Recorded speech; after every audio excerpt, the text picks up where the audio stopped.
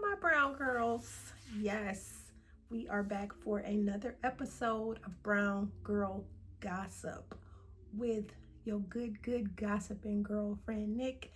Here real quick to get into, are y'all watching Real Housewives of Potomac?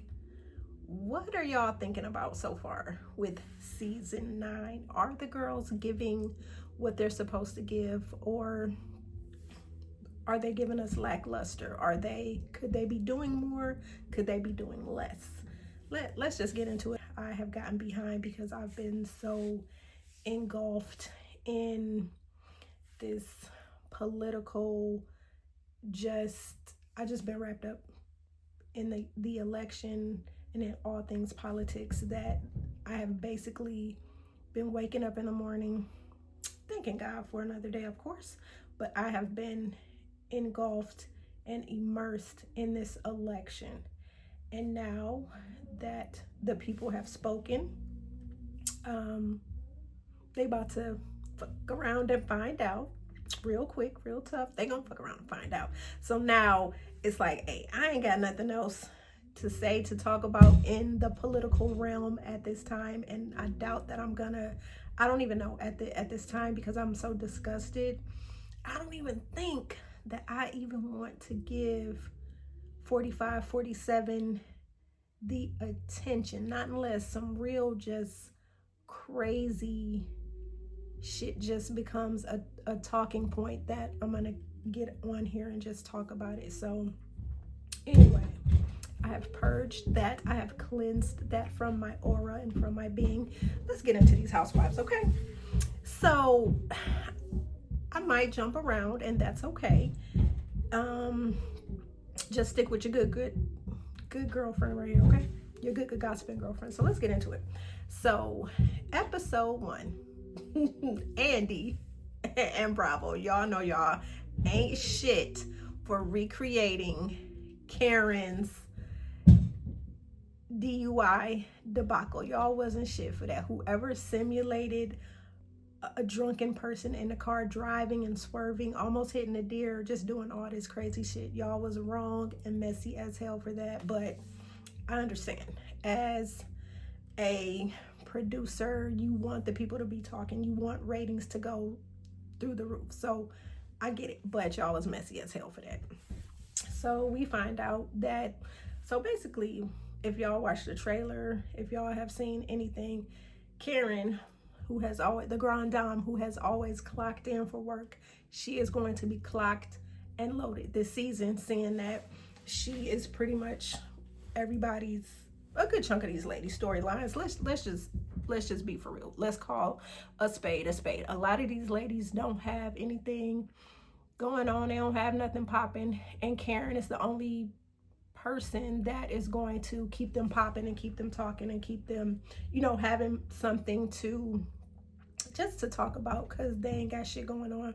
Ashley, I don't even know why y'all continuously play in our faces with what Candace has nicknamed this bulbous head, Fraggle Rock looking Muppet. I don't even know why Ashley is on the show. Y'all have gaslit us since Ashley and her husband Michael, who she has yet to divorce, and she keeps flirting with the idea, oh, I'm gonna get back out here and start dating. I need to know what my options are and all this and all that. Y'all need to stop. Please stop gaslighting us with this bullshit. She does not have a storyline. She has nothing popping. She is tacky. Her weaves are getting more and more horrible. Her clothes, she is just tacky.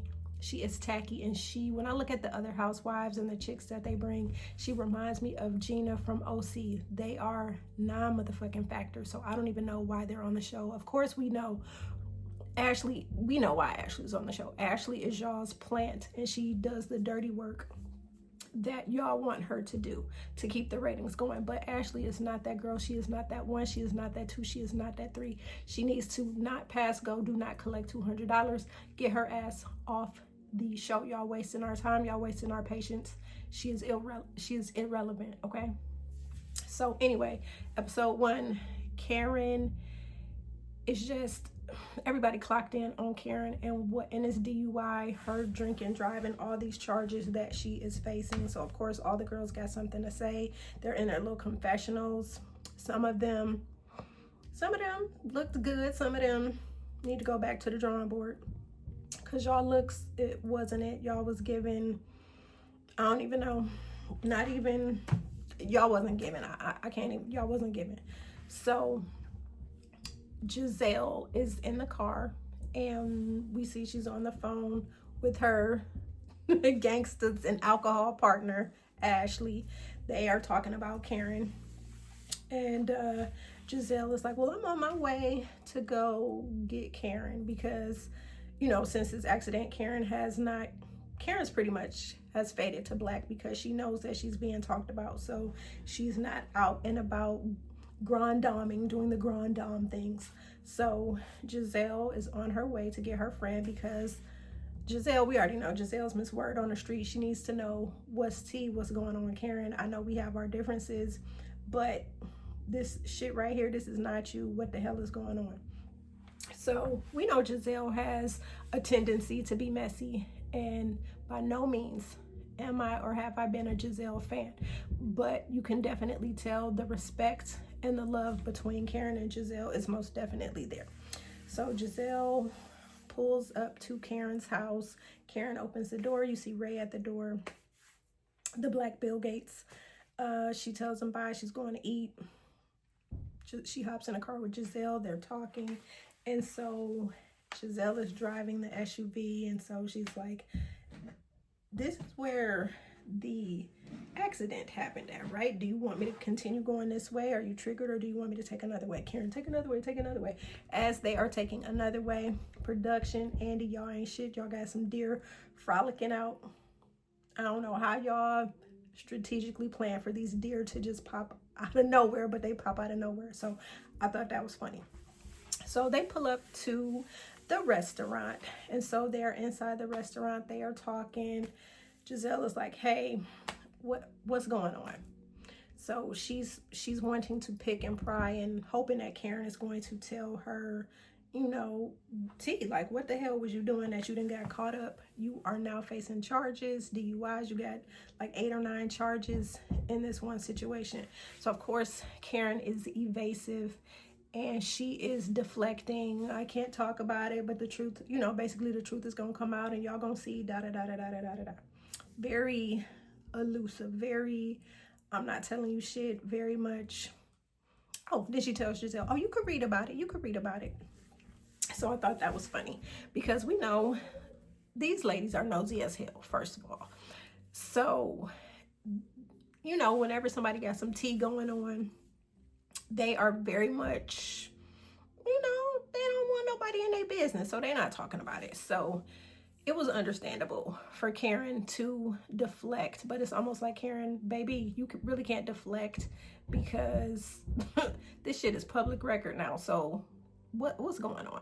So, and that was another point that Gizelle made, like, Karen, this is not even you. What the hell? You know, Karen looks like she wants to be vulnerable, but you know, Karen has that upper crust type of attitude. It's like you can't see her broken. She doesn't want you to see her broken. She doesn't want you to see her in disarray. So Karen continues to try, you know, to like play it cool, which I'm like, Karen, the more and more evasive you are, the more and more these women are going to try and come for you. Now, you've always been quick with it. You've always TKO'd they asses out when they was coming for you, and you know, you outwit, you outlast, you outplay these hoes. So that's what Karen does. Okay, so as they're talking, Gizelle is like, I am throwing you a HATitude party for your upcoming 61st birthday. So Gizelle, of course, is explaining what a HATitude party is. So she's basically saying she is going to be giving all of the ladies hats based on their personalities, and you can't get mad. If you get mad or you have an attitude, you have to put on a banana hat, and there was some other type of doofus ass looking hat. So Karen is asking, you know, if her friends can come, and so one friend in particular, she wants Kiana to come. And so Gizelle, you know, if there's room, you know, she can come. So basically Gizelle is not trying to invite Kiana to the HATitude party. So that scene ends with the waiter coming and talking about how amazing of a customer Karen is, that when she's there, she doesn't have any drinks and all this and all that. And then it's so funny. Gizelle is like, y'all don't even serve alcohol here. And then it's like 3 ladies in a booth adjacent to them, and they're holding up their mimosas like, bitch, what? We're drinking.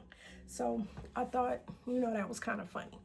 So I just want to wrap that scene up just by saying, regardless of over the years, we've seen how Gizelle and Karen have gone back and forth with each other, but we know that there is definitely love and respect there.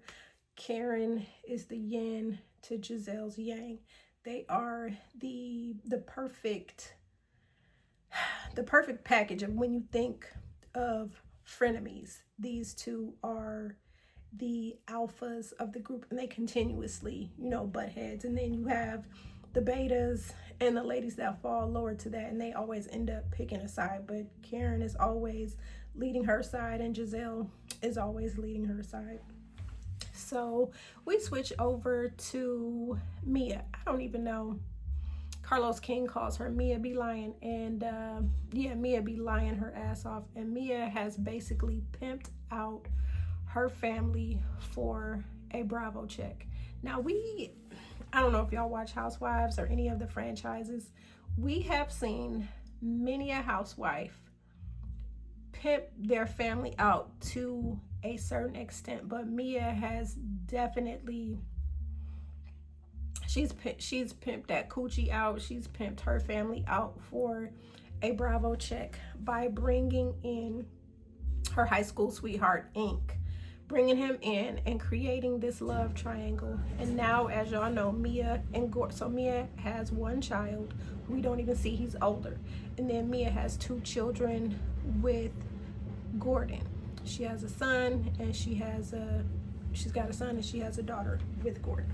So the son, Jeremiah, his paternity is in question, where Ink, Mia's high school sweetheart, i.e. the love of her life that she proclaims, he's proclaiming to be Jeremiah's father. But if you look at Jeremiah and you look at Gordon, ma'am, no. So now Mia has been saying that she and Gordon are separated. Ink is back in the picture. Mia is living in an apartment complex. Gordon lives down the hall. Ink comes over, and they do what they do. So Mia is basically living the best of both worlds. She has her estranged husband basically babysitting the kids, and she's wrapped it in a package calling it co-parenting, while Mr. Ink comes to town, and the kids had already told Gordon, Daddy, we seen Mr. Ink in the bed with Mommy. Like, Mia, you are trifling. You are not protecting your children. You are a poor excuse for an estranged wife and for a mother. And you know what's crazy? Like, while I'm going in on Mia, you can't expect to turn a hoe into a housewife. And here's my thing. I'm not on anybody's side in this situation. For the people that, oh, poor Gordon. No, poor Gordon.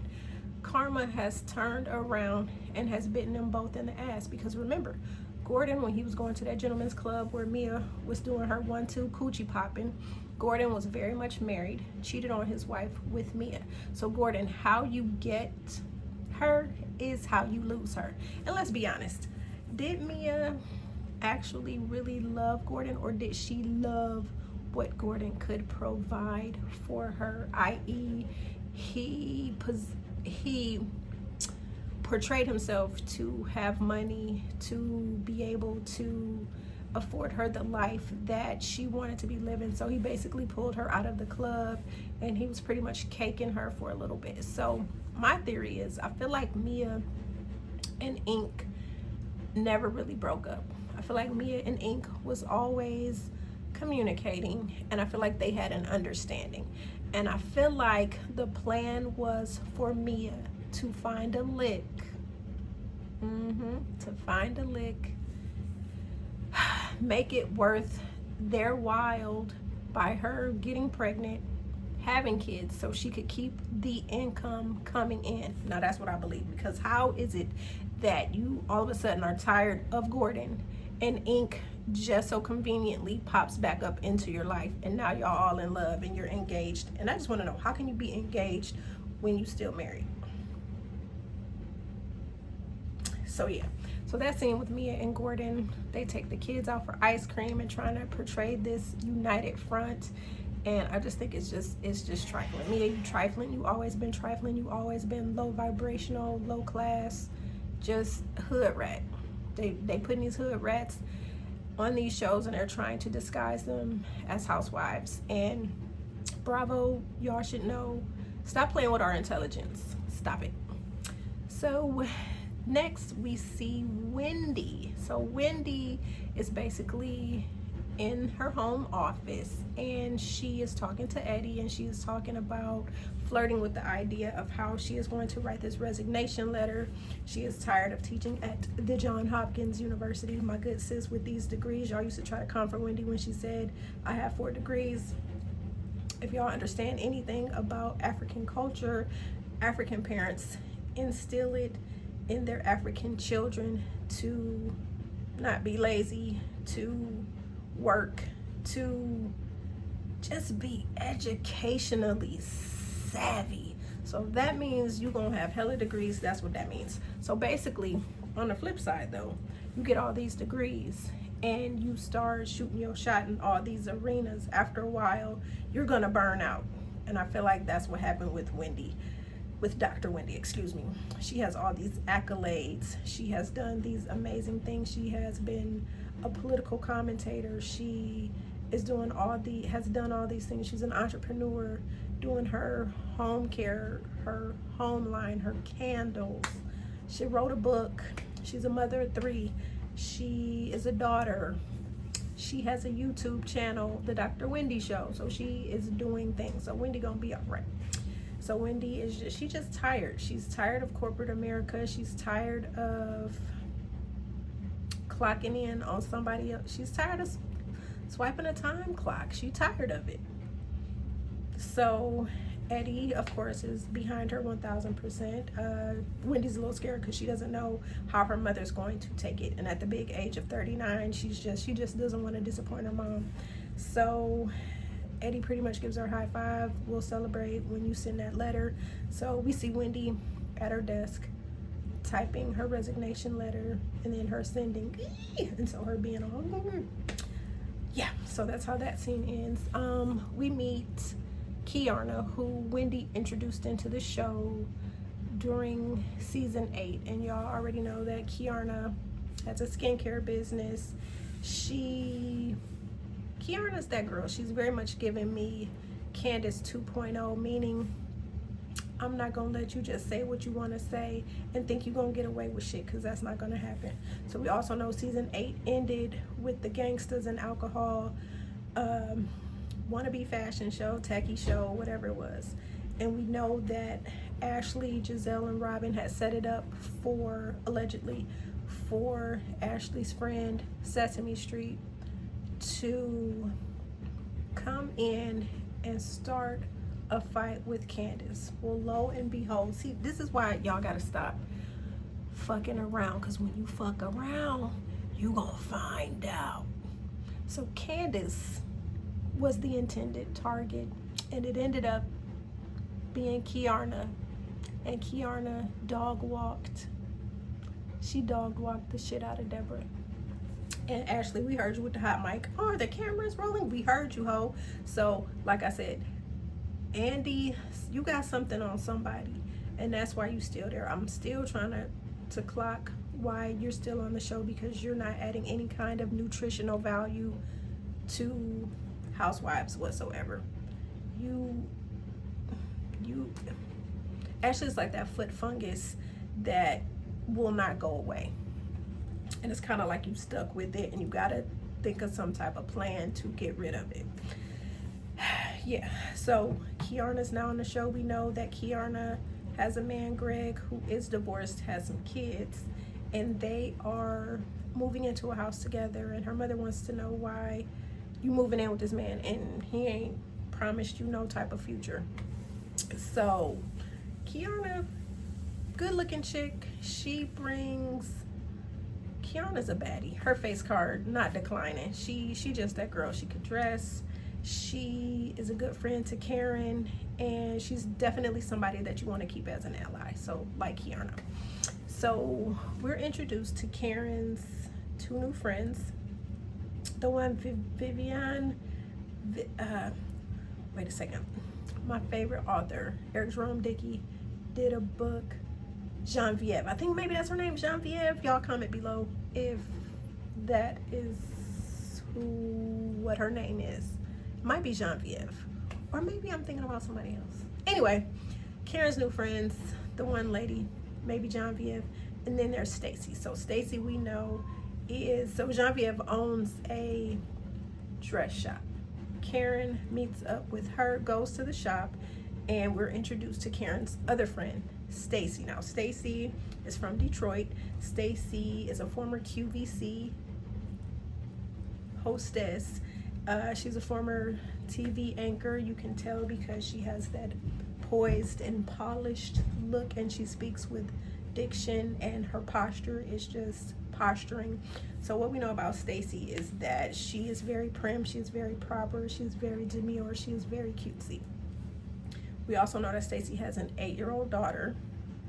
We also know that Stacy is in the process of divorcing her husband, who is of German descent. Now, one of the things that I clocked about Stacy that I did not like was that she was boasting and bragging about how proud she was of her daughter's German heritage, how proud the family is to be German, this, the third, head held up high. But this baby don't know nothing about her black side, has not been around Stacy's black ass family in Detroit. Stacy is probably the only black woman that her daughter Arabella has been around. So that was kind of weird for me, seeing this black ass woman not identifying with her black assness, if that makes sense. It's kind of like Stacy was very much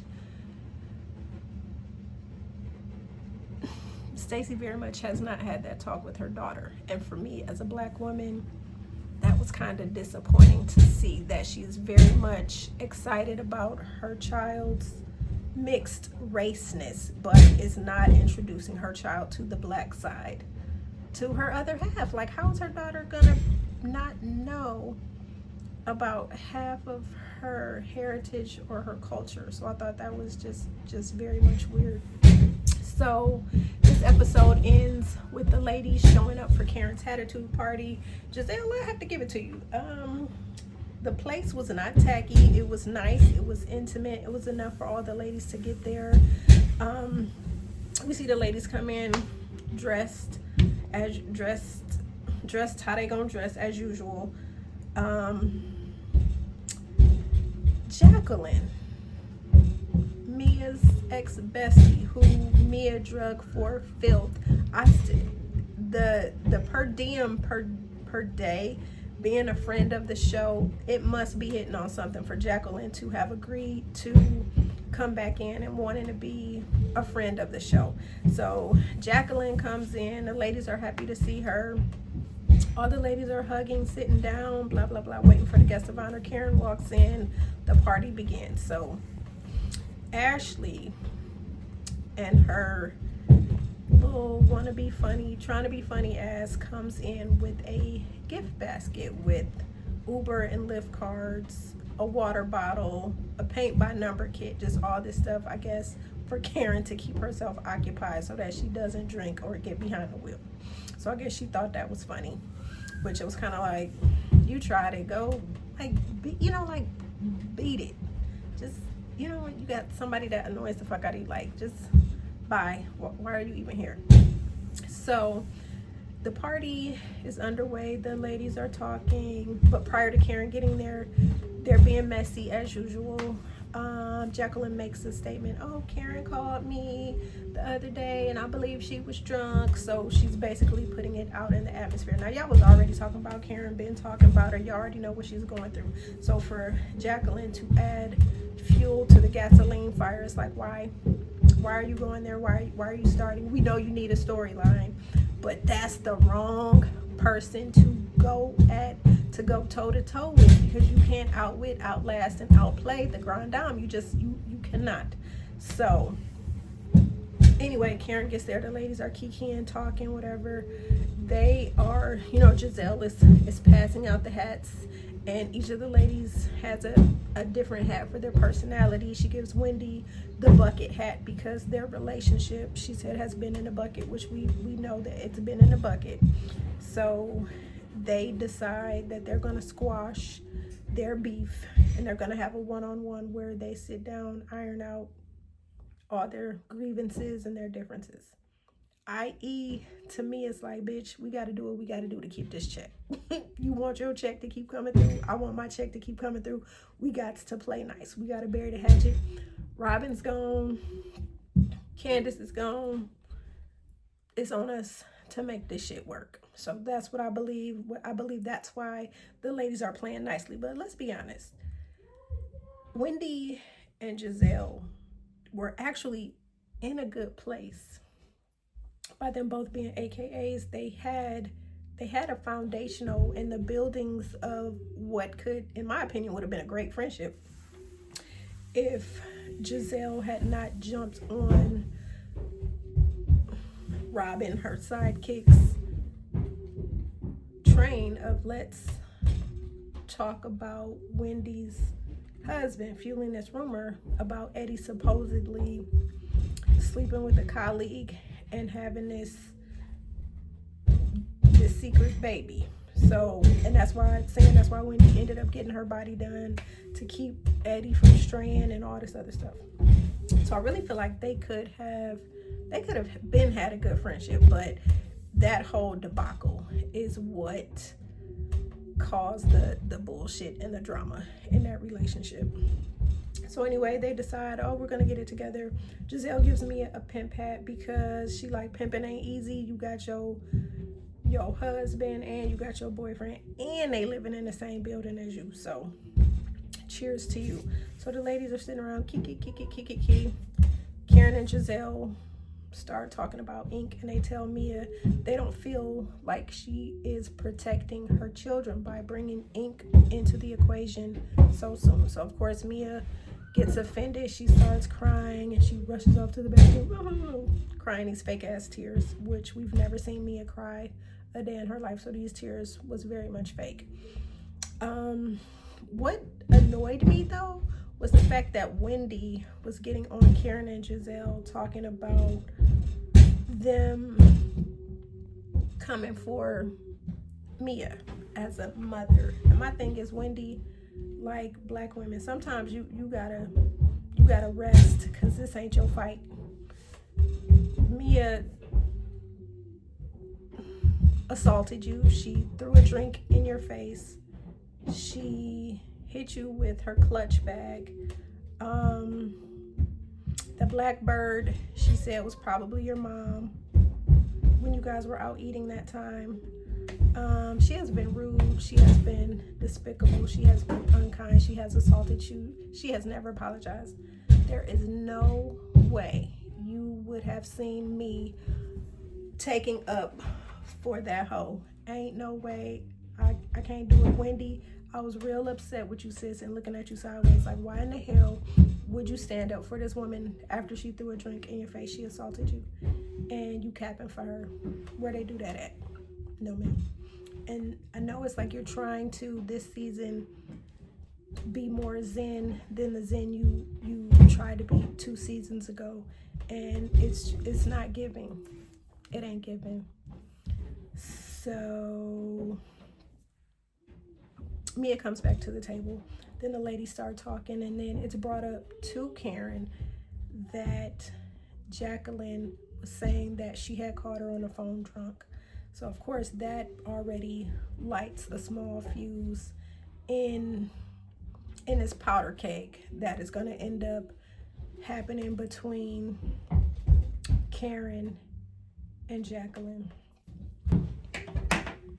So listen, episode 1 got off with a big bang. Y'all comment below how y'all feel. What do y'all think is going to happen? Is this season the season that is going to bring Housewives of Potomac back? Because y'all know for a long time, Housewives of Potomac started to take a dark and colorist turn. So now it seems like the executives are trying to recapture the season 1, season 2 freshness and lightness that the show brought. It was messy, but it did not go down this dark colorism road, which they have yet to talk about in its entirety.